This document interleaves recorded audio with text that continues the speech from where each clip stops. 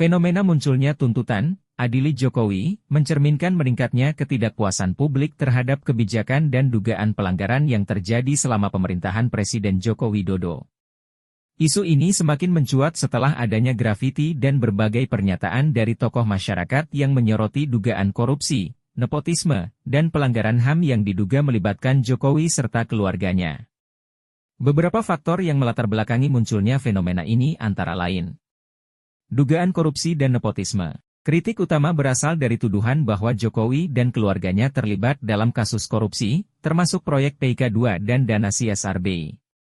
Namun, kasus-kasus ini dianggap sulit untuk diusut karena adanya pelemahan terhadap Komisi Pemberantasan Korupsi, KPK, selama masa pemerintahannya.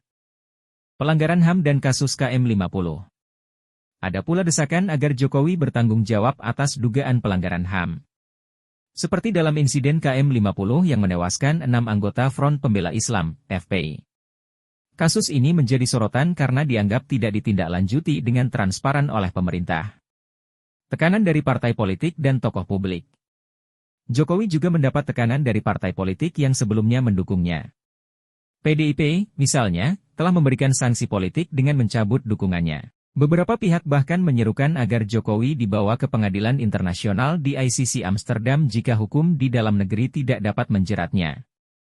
Pelemahan KPK dan penegakan hukum. Selama masa kepemimpinannya, KPK mengalami pelemahan signifikan, termasuk revisi UU KPK yang dianggap mengurangi independensinya. Hal ini menyebabkan banyak kasus besar tidak terselesaikan dengan baik, sehingga menimbulkan kecurigaan bahwa pemerintahan Jokowi berusaha melindungi kepentingan tertentu. Ancaman dari pengadilan internasional. Beberapa pihak menilai bahwa jika Jokowi tidak diadili di dalam negeri, maka ada kemungkinan ia akan dibawa ke pengadilan internasional, ICC Amsterdam, atas berbagai dugaan pelanggaran. Tekanan ini semakin kuat karena munculnya tuntutan dari kelompok aktivis dan oposisi.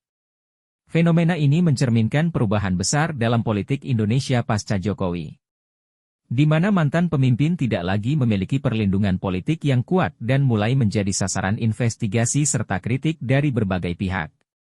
Fenomena ini menjadi refleksi dari meningkatnya harapan publik agar pemimpin yang sudah tidak menjabat tetap bertanggung jawab atas kebijakan dan tindakan selama masa kekuasaannya. Beberapa negara seperti Korea Selatan dan Malaysia telah memberikan preseden di mana mantan pemimpin mereka diadili atas dugaan pelanggaran hukum setelah meninggalkan jabatan.